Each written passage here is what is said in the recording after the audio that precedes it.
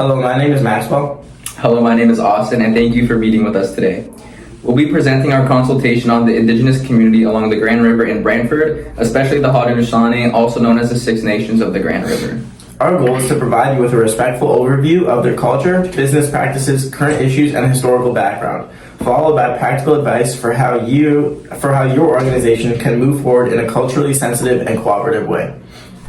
So starting off with historical context, the Haudenosaunee Confederacy, meaning people of the Longhouse, is made up of 6 nations. The Mohawk, Oneida, Onondaga, Cayuga, Seneca, and Tuscarora. After the American Revolution, many Haudenosaunee allies of the British were displaced from their homelands in New York.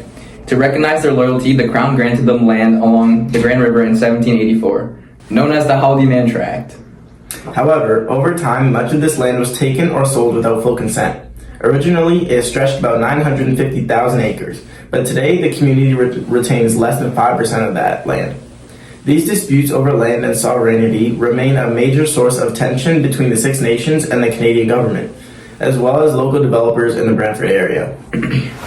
So moving on to cultural elements. Culturally, the Haudenosaunee have a strong emphasis on community, consensus, and balance. The Great Law of Peace guides their governance, emphasizing respect, equality, and collective decision-making. Ceremony, storytelling, and connection to the land are key parts of their identity. For example, events at the Woodland Cultural Center and Ashwankin community gatherings help preserve their languages and traditions. It is also important to remember the impact of residential schools, especially the Mohawk Institute in Brantford, one of Canada's oldest residential schools. Many survivors still live in the area, and reconciliation efforts like the Save the Evidence campaign remain central to community healing. When engaging with Indigenous communities here, understanding this painful history is essential to showing respect. Moving on to business and economy, the Six Nations of the Grand River operate a mix of community-owned enterprises and private businesses. These include construction companies, craft stores, gas and tobacco shops, and tourism-based ventures like Her Majesty's Royal Chapel of the Mohawks and the Woodland Cultural Center. The Six Nations Economic Development Corporation manages partnerships, infrastructure projects, and local investment opportunities. However, development must align with cultural values and land rights. External businesses entering the region are expected to consult with community leaders, often through the Six Nations elected council or the Haudenosaunee Confederacy Chiefs Council. Ignoring these processes can lead to community resistance or project delays, as seen in past disputes like the Caledonia land conflict. Moving on to current issues and potential conflicts. Current issues include ongoing land reclamation efforts, water quality concerns, and ensuring representation in decision-making. Many Haudenosaunee citizens feel excluded from local planning and environmental projects that affect their traditional territory. For clients or companies looking to collaborate in this area, potential conflicts could include entering development discussions without proper consultation, misunderstanding protocols or who represents the community, or cultural insensitivity or failure to acknowledge Indigenous rights and treaties.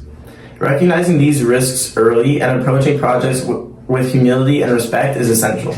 Okay, so moving on to advice and recommendations. We came up with 6 key recommendations for moving forward and respectfully and effectively. Number 1, acknowledging traditional territory.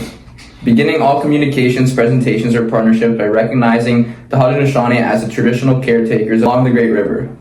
Engage early and honestly, and involve Indigenous councils and community members from the start of any project.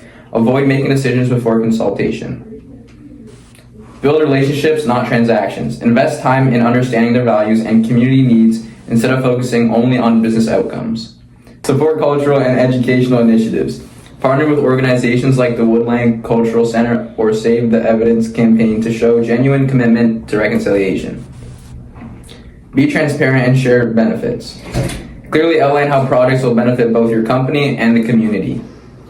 Finally, educate your team. Train your staff in Indigenous cultural awareness to avoid misunderstandings and build trust. By following these steps, your organization can create long-term, mutually beneficial relationships built on respect, transparency, and shared success. The Haudenosaunee of the Grand River are a vibrant, resilient community with deep ties to their history, culture, and land. Moving forward requires empathy, respect, and open dialogue. Thank you for your time. We hope this consultation helps guide your work with Indigenous peoples of the Grand River Territory.